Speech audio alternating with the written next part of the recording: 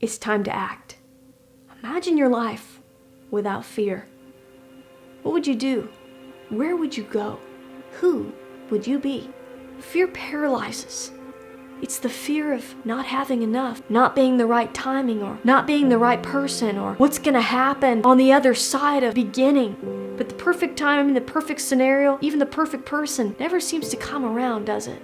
Because the enemy, the devil, uses fear as a tool to stop you. Fear paralyzes.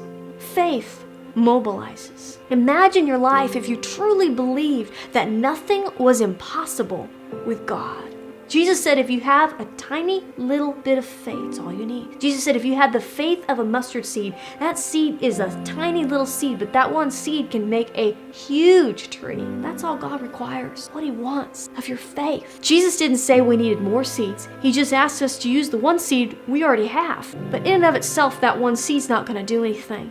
But it's our action to use that seed. It's the putting it in the ground. Because every seed to grow needs a gardener. So your faith grows when you take action. Fear wants to press in and paralyze.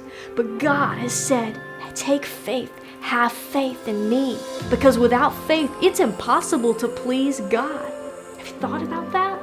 You can do all these things in the world, but God wants your faith. That's what matters. See, it's not that you need more of it.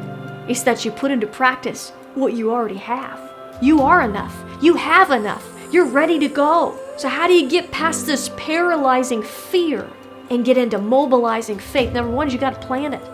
You got to stop all the planning. Planning's good in and of itself, but when you're procrastinating on it, it's time to move. You got to stop sitting there and staring at the seed, and you got to put it in the ground. Stop worrying what's going to happen when you do it, and start trusting that God's going to do great things when you take that step of faith.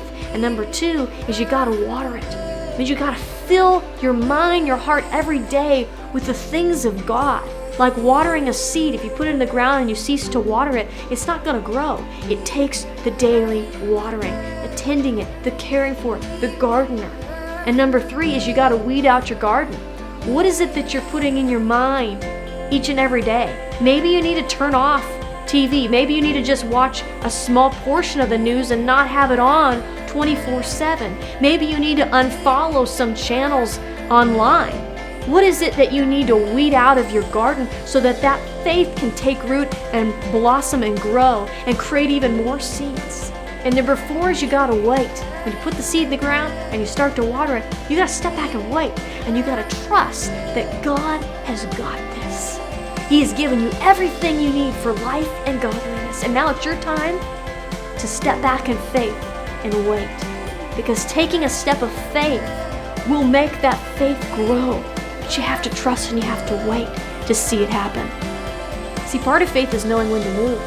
And it also takes faith to know when to wait and to trust that it's coming.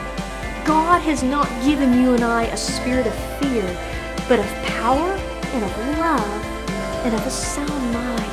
Are you feeling paralyzed by fear? Fear paralyzes, but faith mobilizes. This is your time to act.